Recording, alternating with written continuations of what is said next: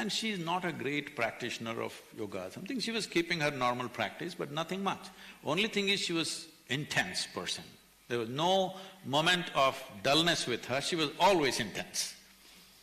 So she took up the sadhana so intensely. From the month of August it started, and she started announcing to everybody, in the month of February I will leave. I said, why are you talking about this rubbish? People will make a joke out of you. She said, no, I'm leaving in February. And she started telling the girl. I said, please don't disturb the girl, what will she think, 7-year-old girl?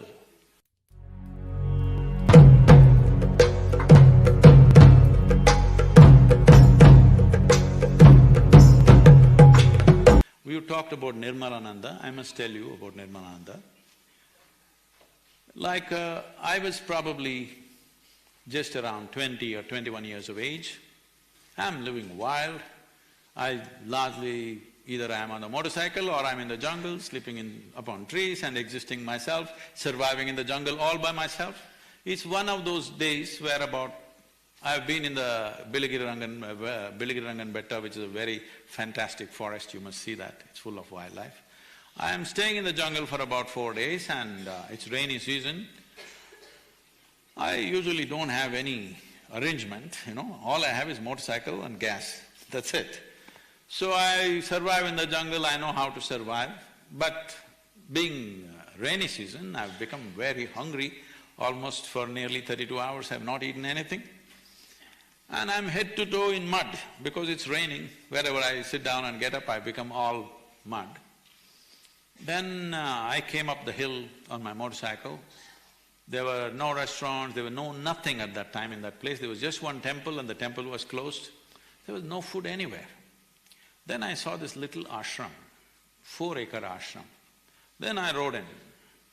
Those are times, even in college, I never got off the motorcycle. Even to first floor, I went on my motorcycle, okay. In our house, going into the house, coming out of the house, we always went on the motorcycle and came out on the motorcycle, steps and everything.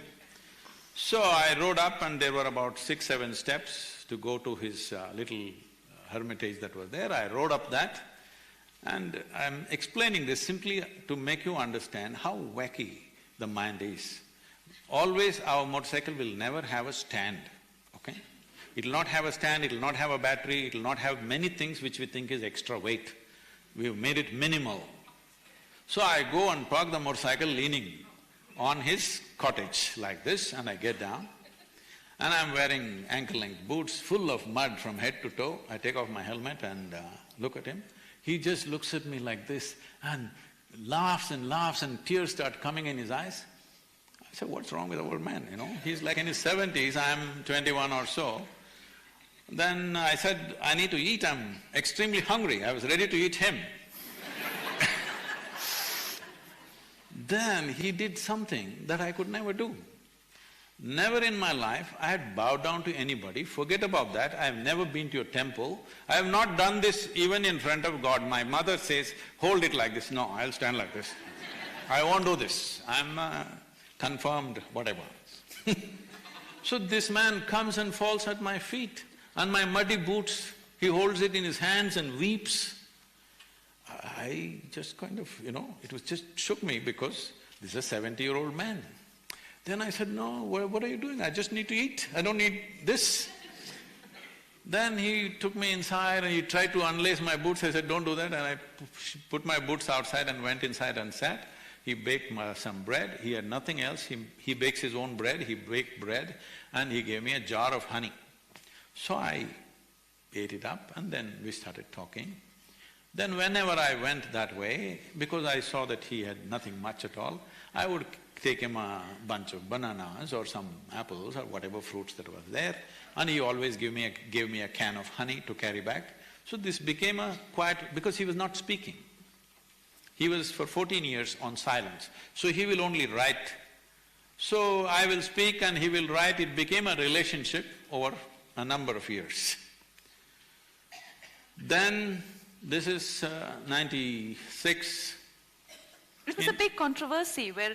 Yes, that's what I'm saying. In it was everywhere on the TV where he was all his life he worked towards wanting to get Mahasamadhi, and when he found you and you told him the techniques, and when he was about to get there, apparently the government got involved and you cannot do that. In 1996 he announced, "I'm 74 years of age right now, I don't want to die as a rogi, I want to die as a yogi. So when the Uttarayana comes, that is after this winter solstice happens, I will leave my body." He announced in the month of April or May, I'm not very sure. And media got to know. No, media came. Then at that time I was there and he told me this and we discussed a few things, and my wife Fiji and my daughter were sitting there. And we went into all kinds of details which we never speak about. So when this was over, he was all very emotional about it, and then we were driving back. Then I saw my wife was weeping. I said, "Why?" She said, "I also want to live like that." Then I was joking with her, "Okay, when are you going to leave?" But then she said, "No, I'm very serious. I want to go like him. What he was saying was fantastic, and what you were explaining to him, that's how I want to live." I said, "Why do you want to leave?" "Because 12 years of marriage, we've been traveling. People have been absolutely wonderful to us everywhere, but there is no home as such, we're always on the move. So just then, we were building a small place to live. I said, just now you're getting a home after 12 years, and the girl was only 7 years of age. I said, why now? She said, right now, everything within me is wonderful, everything around me is just the way I want it. This is the time I want to live. I don't want to live when things are wrong. I don't want to live when I'm not well or something is not well. I just thought, because she was intense. Either she is at the peak of joy or at the dumps. She doesn't know in between. She would hit the peak or she would go down, but she never knew the in between. And she's not a great practitioner of yoga or something. She was keeping her normal practice, but nothing much. Only thing is she was intense person.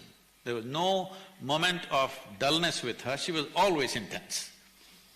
So she took up the sadhana so intensely. From the month of August it started, and she started announcing to everybody, in the month of February I will leave. I said, why are you talking about this rubbish? People will make a joke out of you. She said, no, I'm leaving in February. And she started telling the girl. I said, please don't disturb the girl, what will she think, 7-year-old girl? But she brought the girl to that level of understanding. The girl's birthday is in March, this is in January. Then we went to see Nirmalaananda for the last time. He wrote a letter to me saying that this is the last letter he was writing every day 100 letters to people all over the world. That's his only communication.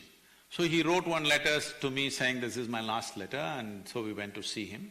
He left on January 8th or 10th, I don't remember. But Sadhguru, there was a lot of resistance for that. When he said he'll leave on this date, the so-called rationalists moved the court. Imagine the very day which you're preparing for so many years. The rationalists moved the court and posted police in the ashram. This man, I want to tell you how he lived. He has a small Ganapati temple. If he wants to do puja, he will wait for the flowers to fall down from the tree. He will not pluck. He doesn't want to hurt the tree.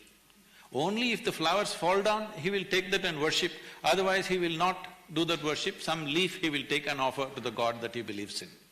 This is the kind of man, they put police there. So when I went there, end of December, with a group of our people, about 100, 200 people, we went there to see him because we knew it's the last part of his life. He was still fit and well. He just cried. He said, see, they put police, 2 constables were sitting there. He said, they put police to watch me. I said, you don't worry, what's your problem? They're just 2 people sitting there, you don't look at their uniforms, leave them alone, you just focus on what you have to do. But he was deeply disturbed. He said, how can they put police watching me? Am I a thief? Why are they putting police on me? I mean, the very thing he should be respected for. And these kind of… in this culture, such a man would be worshipped. But unfortunately, in today's India, police were put… But Sadhguru,